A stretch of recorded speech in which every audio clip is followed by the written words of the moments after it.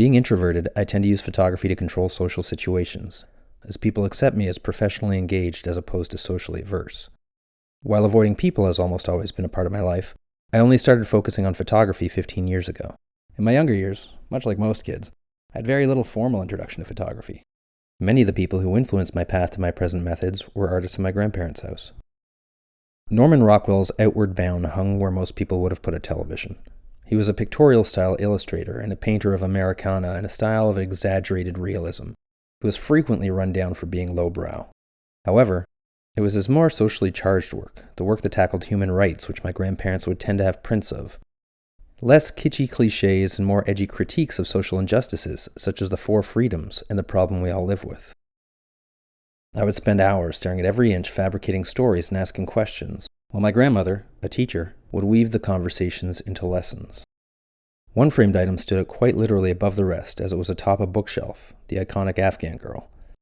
McCurry's visual narratives drew me in as a child, walking me through Lebanon, Iraq, Kuwait, India, and Afghanistan, places and people an 8-year-old in suburban Canada had never heard of. In Camera Lucida, Bart speaks of how imagery can trigger an unpredictable and sometimes unexplainable response. As a young kid, it was that exploring images and synthesizing a story that seemed to fuel my fascination. McCurry seemed to just live this life I could never have imagined, flying all over the world to capture images that seemed to be a hint more art than real. Unfortunately, later on I'd come to see that the photo spoke more about its photographer than its subject, but for a long while, my childhood beliefs were that he could do no wrong. The influences of Rockwell's exaggerated humanist pictorialism and McCurry's visual storytelling, featuring vivid colors, natural light, and tight portraitures, repeatedly surface in the methods I use in my current work. When I joined the Army after graduating college, for the first 6 years I was actually in the infantry and not a photographer at all. Canada was committed to the war effort in Afghanistan, and we were the epitome of do more with less, and wouldn't you know it, I got injured. I'd seen other friends from battalion get hurt on deployments, and I'd been in all the briefings about depression and drugs. I knew that over 6 months in bed was a slippery slope headed a bad direction. So just before the surgeries, I committed to throwing myself into photography during my recovery to try to avoid any of those struggles. After the surgery, pretty much every morning I turned on a screen, grabbed my camera, and studied YouTube and photography sites for most of the day. It was that period where I started learning more and more about visual art. I found other photographers who moved me. I found myself almost like a child again, motivated by photographers who told stories about people, leaning on methods that cast them as surreal or deeply meaningful. Gregory Heisler was the first to introduce me to shadow as a prominent element of portrait photography.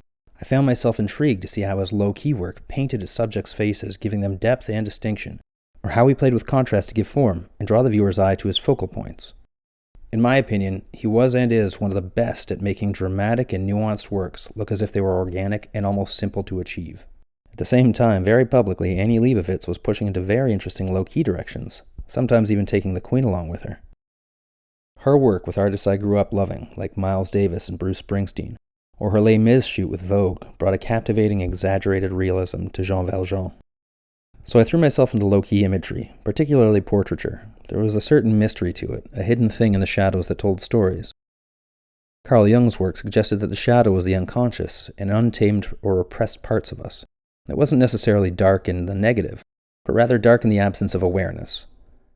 Good and bad, both creativity and darker impulses which we need to face in order to grow. Bresson's work leans on the idea of forming work through subconscious connections, and my attitude towards photography started to shift towards Matt Saunders, who viewed it as a component to the imagery process. He doesn't identify expressly as a photographer, mixing mediums of photography and paint and experimenting heavily with methods of processing. He suggests that as a result, the mediums in his work have come forward more and more as subjects or meta-narratives. Before this part of my life, imagery was more aimless, method without methodology or concept. Now I started to consider using those shadows that always intrigued me as an opportunity to blend photography and digital techniques together while still carrying shared themes. It was then that I started to pull slowly towards concepts and experimented with juxtaposing beauty and darkness. It seemed that I was finding that attraction in animation that Bart spoke of.